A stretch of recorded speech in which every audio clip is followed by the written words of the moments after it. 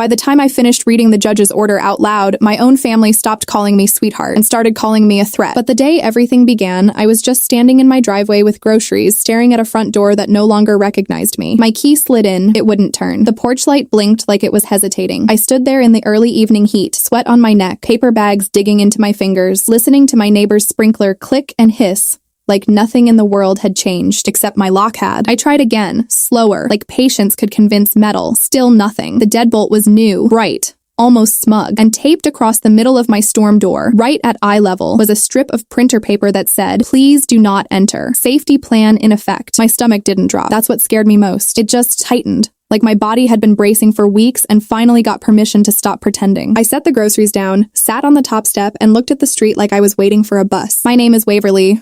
I'm 36 years old. I work as a billing manager at a mid-sized dental group, the kind of job where you learn quickly that the numbers are never just numbers. They're power. They're leverage. They're the reason people smile in your face while slipping a knife under the table. I bought my little 2-bedroom townhome 3 years ago after my divorce, not because it was fancy, but because it was mine. End unit, small patio, one stubborn rosebush I kept alive out of spite. I repainted the kitchen cabinets myself, cried on the bathroom tile the first night, then slept like a rock the second. I built my life back one quiet choice at a time. And then my mom started calling my home temporary. It began the month my grandma passed. Not right away. My family never strikes when grief is raw. They wait until you're tired, until you're nice, until you're grateful for any normal conversation. My brother started dropping by just to check in. My sister-in-law brought casseroles and compliments, always with a little sigh that sounded like pity. My mom started saying things like, "This place is cute for now," and, family homes should stay in the family. At first, I thought they meant memories. I didn't realize they meant my equity. Sitting on my porch steps that evening, I pulled out my phone and called my mom, straight to voicemail. I called my brother.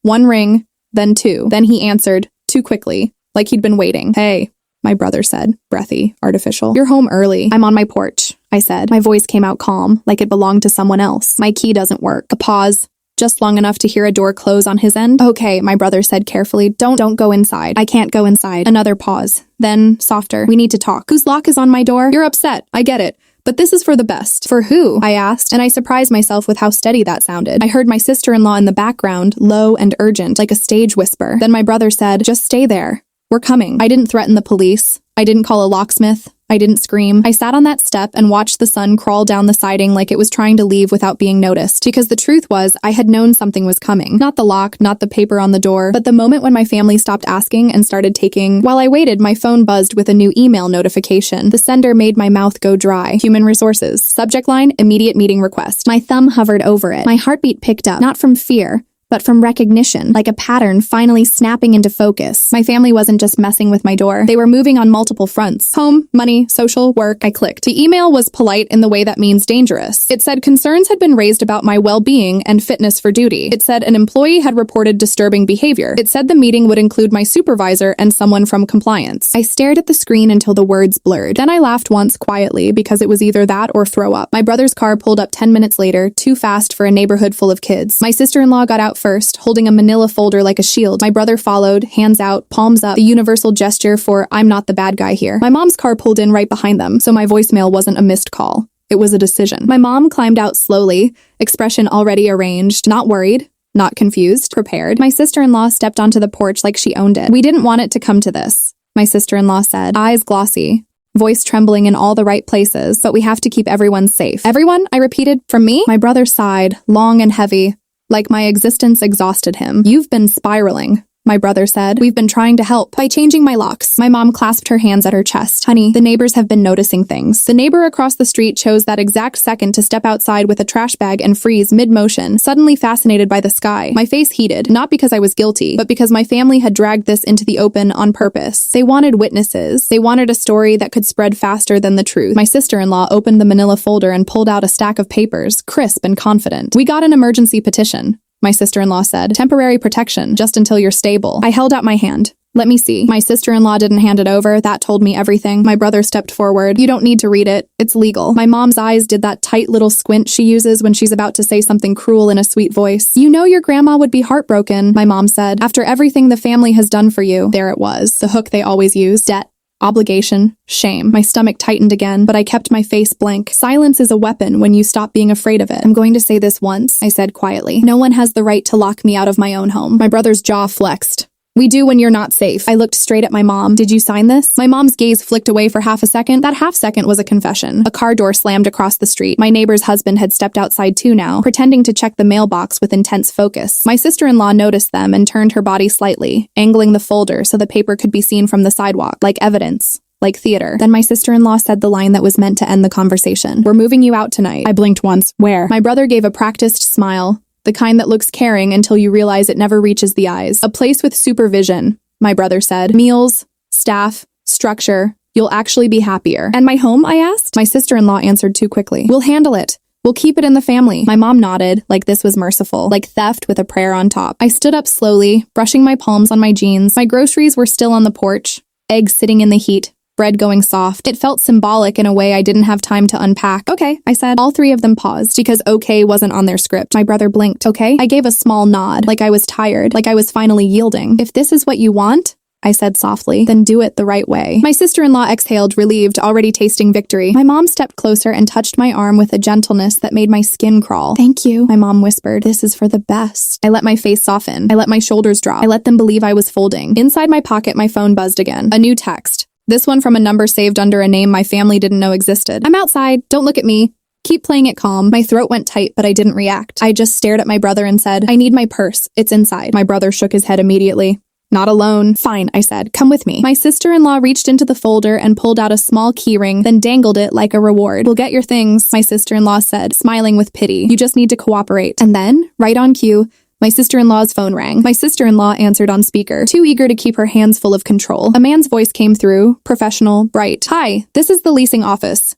Just confirming the move-in timeline for the unit under your name. Under your name. Not mine. My brother's eyes widened for a split second, shocked that this call happened in front of me. Then he recovered and shot my sister-in-law a warning look, but it was too late. That one sentence told me exactly what kind of place they had chosen. Not a care facility. A lease, a unit, paperwork, cheap, fast, temporary, a storage solution. And my home would become the prize. If you want more stories like this, long, emotional, and with real consequences, please hit like, share, subscribe, and support the channel. It helps more than you think. All right, now let me take you back. 6 weeks earlier, I was sitting in my office at the dental group, staring at an insurance denial letter when my coworker stopped by my desk with a bright smile and a voice that tried too hard to sound casual. Your mom came by last week, my coworker said. She dropped off cookies for the front desk. Sweetest thing. My stomach tightened. My mom doesn't know where I work. My coworker's smile faltered, then quickly returned. Oh, well, she did. She said you've been under a lot of stress, that you might need extra support. I felt the room tilt slightly, like the floor had decided to test me, because my family wasn't just talking about my home behind my back. They were building a file, a story, a version of me they could sell to anyone who would sign something. And the scariest part was how easily people believed it, because it came wrapped in concern. At lunch that day, I drove to my mom's house without calling. I found my brother's truck in the driveway. Through the front window, I saw my mom and my sister-in-law sitting at the kitchen table with a stack of documents spread out like a game board. My sister-in-law looked up first and froze. My brother stood so fast his chair scraped the tile. My mom didn't move at all. My mom just smiled like I was late to my own ambush. My mom just smiled like I was late to my own ambush.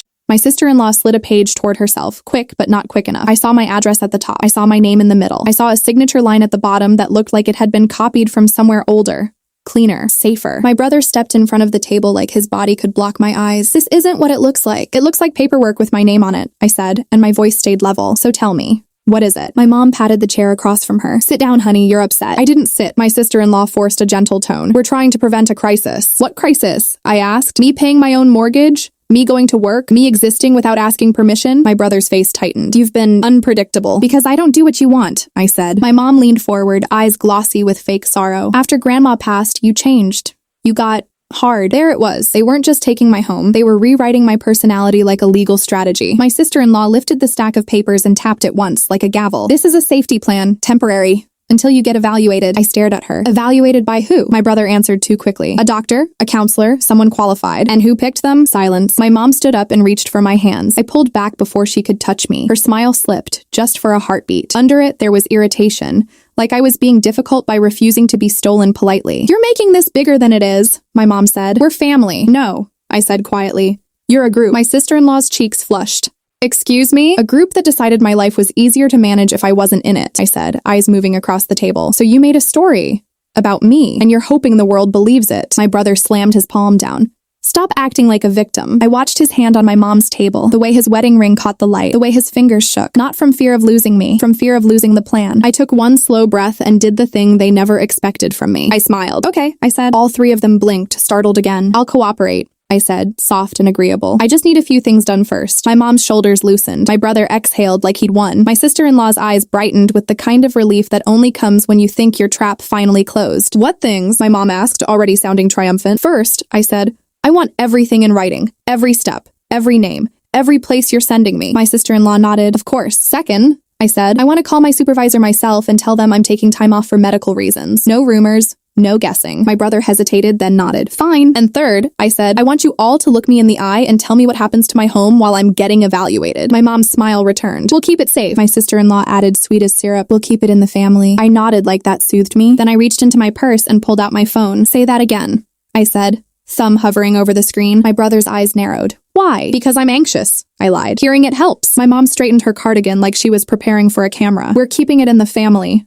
my mom repeated. We'll handle the payments, the paperwork, everything. You won't have to worry. My sister-in-law chimed in, eager. And once you're stable, we can talk about what you can afford. Something smaller, something manageable. I nodded again, then tucked my phone away. They thought I'd just recorded comfort. What I'd recorded was intent. That night, I went back to my porch and waited in the heat with my groceries turning into soup. When my family arrived, they brought that same manila folder like it was a leash. My sister-in-law waved the papers in front of two neighbors like she was showing off a report card. My brother announced loudly, she's not safe right now. My mom sighed loudly. We're doing the best we can. A little crowd formed the way it always does when people smell drama and don't want to miss the ending. I saw curtains twitch. I saw phones tilt. I saw my reputation being built without me. And then a car rolled up behind my brothers, slow and official, like time itself had decided to arrive on purpose. A woman stepped out in a plain blazer with a badge clipped to her belt. She didn't rush. She didn't glare. She just walked up my driveway with calm authority and said my name like she already knew it. Waverly? She asked. Yes. My name is Greer, she said, and nodded toward the folder in my sister-in-law's hands. I'm here because an emergency petition was filed requesting removal from the residence. My mom put on her saddest face. My brother nodded like a hero. Greer looked at me. Do you want to leave voluntarily? I shook my head. No. My brother jumped in. She's confused.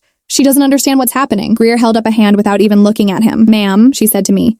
Do you understand what's being requested? Yes, I said. They want me out. They want access. They want my home. My mom's voice sharpened.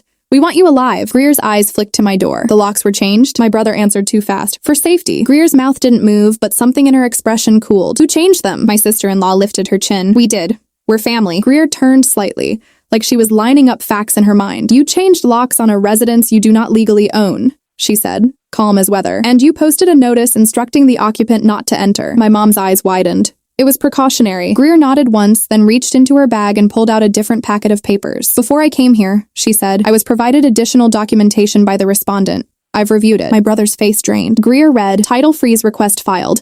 Mortgage payments current. Proof of identity theft attempt regarding a home equity line. She looked up at my brother. Is there a reason your name appears on an application submitted while the homeowner was at work? My brother opened his mouth and nothing came out. My sister-in-law tried to laugh. That's ridiculous. Greer's gaze moved to her like a spotlight. And is there a reason the anonymous workplace complaint was submitted from the same internet address listed on this petition? My sister-in-law's smile died. My mom stammered. That's not. Greer didn't raise her voice. She didn't have to. This petition is not being executed tonight, she said, crisp. And the lock change will be documented as interference. My brother stepped forward, panicked now. You don't understand. Greer cut him off with the kind of calm that feels like a door locking. I understand enough. Then she looked at my mom, my brother, my sister-in-law, and the little audience of neighbors.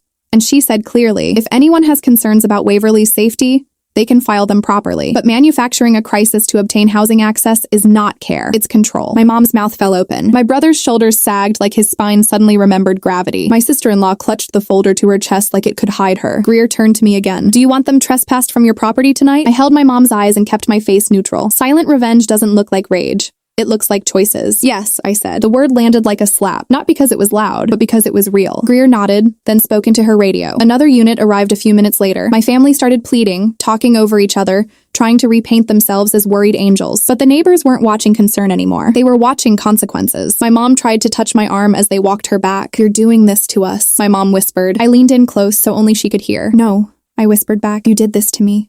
I just stopped you from finishing. After they left, Greer stayed long enough to watch a locksmith replace the deadbolt with a new one under my name. She handed me a small card. If they come back, she said, call. The next morning, I walked into my HR meeting with my head high and my voice steady. I didn't bring tears. I brought printouts. I brought timestamps. I brought the email trail that showed the complaint came from my mom's neighborhood, not mine. I brought the same calm I used on my porch. My supervisor looked sick by the end of it. Compliance filed their own report. My workplace issued a formal notice warning against harassment through third parties. And the coworker who casually mentioned my mom's cookies couldn't meet my eyes in the hallway again. Within a week, my family tried a different tactic. My brother sent a message saying he forgave me and wanted to reset. My mom left a voicemail crying about how I was breaking the family. My sister-in-law posted a vague social media rant about ungrateful people and mental health stigma, hoping the internet would do what law enforcement didn't. It didn't work because my proof wasn't a screaming match. It wasn't a rumor war. It was paper, logs, recorded intent, a trail so clean it made their story look like what it was, a costume stitched from greed. 2 months later, my brother tried to refinance his house and got denied. Not because I called anyone, not because I begged a bank to punish him, because fraud has a smell. And once it's on you, it follows. My mom stopped inviting me to family dinners. Then she started inviting me again, quietly, once she realized the neighbors had stopped waving at her the same way. My sister-in-law avoided my street entirely. And me, I repainted my front door a deep, calm blue. I replaced the porch light. I planted another rose bush next to the first, like a promise to myself that I wasn't leaving. The small final twist came in a plain envelope a few weeks after everything settled. No return address. Inside was a single piece of paper, a photocopy of my grandma's old handwritten recipe card for lemon bars, the one I thought had disappeared after the funeral. On the back, in my mom's handwriting, were 5 words that made my throat tighten. Not with victory, but with clarity. I should have raised you better. I slid it into my kitchen drawer and shut it gently because some apologies don't deserve a stage. And the last time I touched my new lock that night, I smiled to myself, quiet and steady, because the one thing my family never planned for was this. They thought my home was the prize, but my calm was the weapon, and I didn't even have to swing it.